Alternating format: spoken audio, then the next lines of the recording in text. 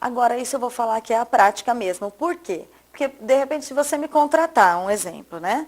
Contratar para fazer um telemarketing aí para agendamento de uma visita, de um produto X. Lógico que da nossa cidade e região, a gente vai saber qual que é o público-alvo.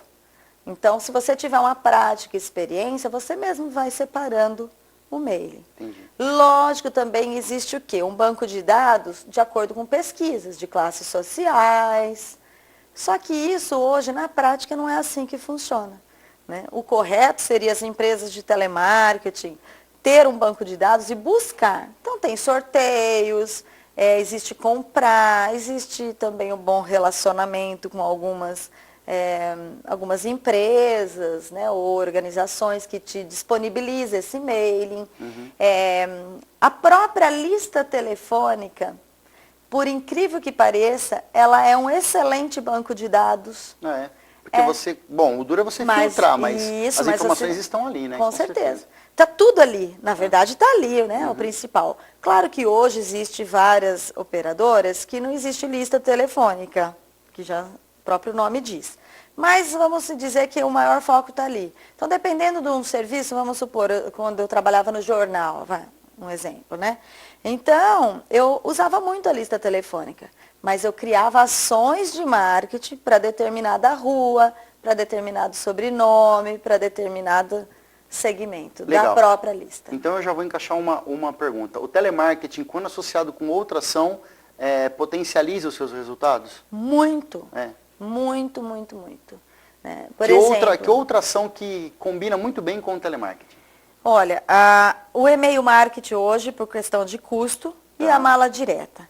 Ou antes ou depois. Eu já fiz várias ações, por exemplo, de primeiro fazer a ligação e em seguida enviar o e-mail, porque aí ele não se torna spam, a pessoa te passa o e-mail, né? E ela dá atenção àquela mensagem que você quis transmitir, né? Isso eu sempre fiz e deu muito certo. Por quê? E voltando àquela pergunta do banco de dados, quer dizer, você já vai ali alimentando. Coisa que ninguém faz, é muito difícil. Por exemplo, você pode ir em qualquer lugar e falar assim, empresas mesmo, agora eu estou trabalhando no varejo.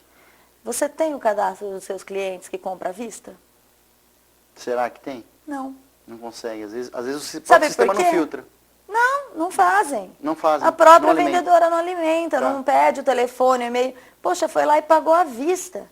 Então, ou seja, as pessoas têm o banco de dados de quem compra a prazo, que corre o risco de dar inadimplência.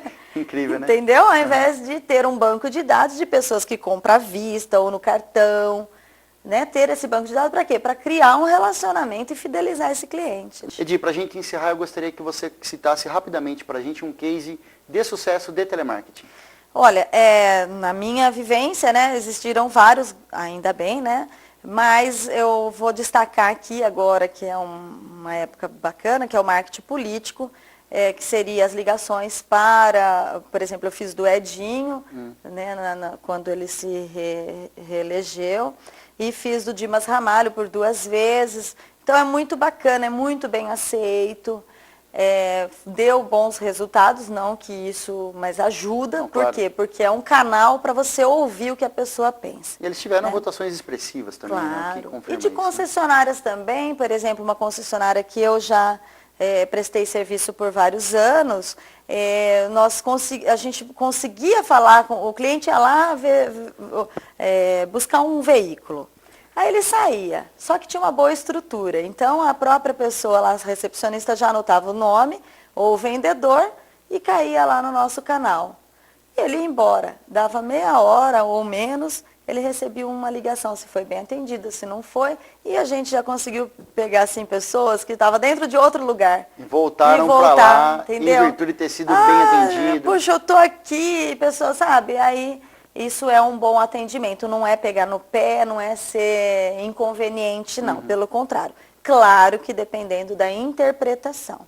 Outros também cases, por exemplo, que a pessoa procurou o serviço de empresas que não tinha essa ação de telemarketing, procurou o serviço e depois recebe um telefonema de satisfação e acaba adquirindo outro produto ou serviço.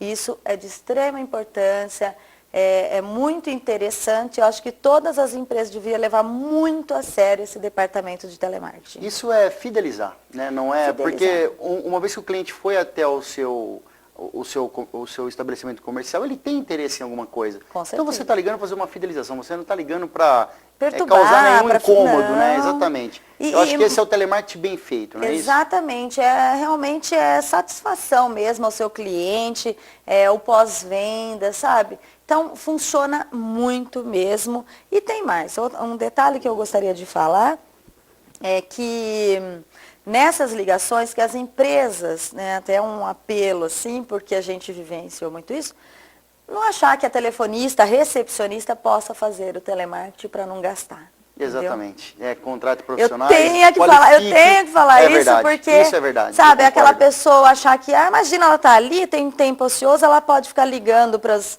clientes. Gente, não funciona. Quem faz as coisas de qualquer jeito atinge qualquer resultado. Exatamente. Não é isso? Não Daniel atinge o falou resultado tudo. esperado. Edi, agradeço a sua participação aqui em nosso programa. Tem algum contato, telefone, e-mail que você queira deixar aí para os nossos telespectadores? Tenho sim, eu que agradeço a oportunidade de todos vocês. E o telefone é o 16 9703 3536 e o e-mail, né, edifre20 em numeral, @hotmail.com ou telemídia@telemídiacomunicação.com.br. Sem cedilha e sem tio. Você aí de casa participe do nosso programa. Dúvidas, perguntas ou sugestões, você já sabe. Mande seu e-mail para dicas@ipremium.com.br. Visite também o nosso site www.ipremium.com.br. Na sequência, você fica com o quadro Espaço Solidariedade.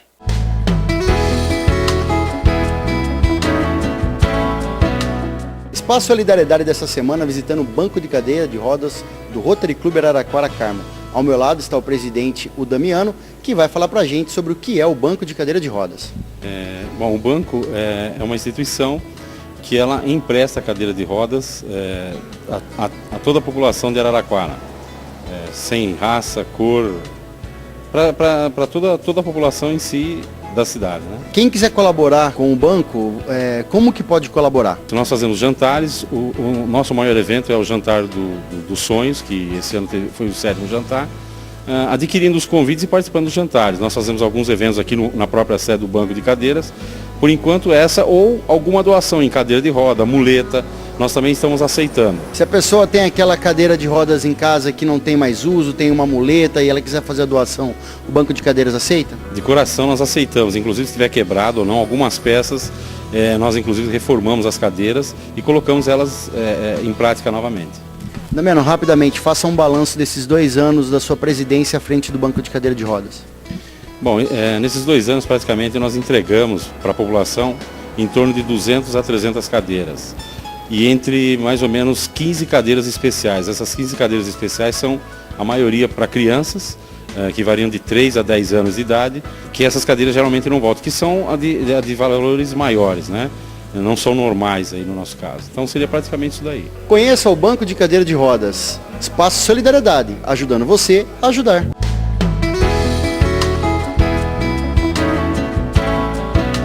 Dicas Prêmio tem o apoio da Ciesp e a CIA Araraquara.